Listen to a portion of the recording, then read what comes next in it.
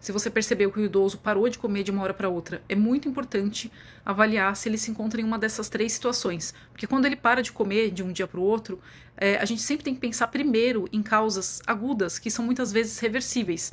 Então a gente vai investigar obrigatoriamente se ele tem um quadro infeccioso, como infecção de pulmão, de urina, se ele tem algum distúrbio hidroeletrolítico, como alteração de sódio, potássio, cálcio, alteração de função tiroidiana, desidratação, né, porque ele vai ficar mais sonolento. Efeito colateral de muitas medicações que os idosos usam, por exemplo, os anti-inflamatórios, alguns antidepressivos. Às vezes, quando a gente inicia uma medicação para tratar algumas demências, como a donepezila, a galantamina, também tem muitos efeitos gastrointestinais.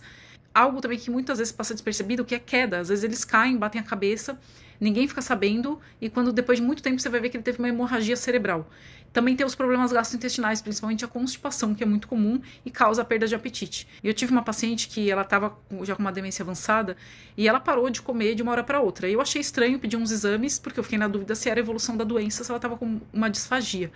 E quando eu pedi a avaliação da fono e pedi os exames, eu vi que, na verdade, ela estava com sódio de 120. Então, ela estava muito sonolenta e inapetente por conta do sódio, que estava muito baixo. E quando a gente fez a reposição do sódio, ela voltou a comer normalmente. Ou seja, parar de comer pode ser sintoma de algo corrigível. O segundo sinal que você tem que ficar suspeitar, né, é quando ele teve um AVC.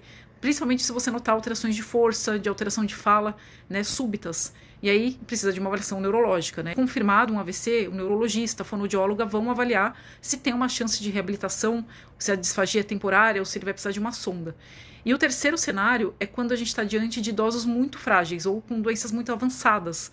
E aqui a nossa lógica de pensamento vai mudar um pouco. Porque o idoso que está numa fase final ali de uma demência, cardiopatia grave, doença renal terminal, câncer terminal, muitas vezes eles vão perder o apetite porque o corpo está entrando já numa fase de declínio natural. A gente chama isso de síndrome de anorexia caquexia, que acaba liberando, né, substâncias inflamatórias no sangue que cortam o apetite, né? Nesse contexto, a gente nunca vai ter uma abordagem muito invasiva nesse paciente, né? Muitas vezes a gente vai evitar passar uma sonda, gastrostomia, e vai fazer adaptações, né, com suplementos, orientações nutricionais. E aí a melhor abordagem nesse caso, muitas vezes, é o que a gente chama de dieta de conforto, que é uma alimentação por via oral, conforme a aceitação do paciente, e a gente vai permitir que ele coma o que ele quiser, na quantidade que ele quiser, no ritmo que o corpo dele conseguir, sem ficar pressionando, sem ficar forçando e sem colocar muitas metas calóricas rígidas.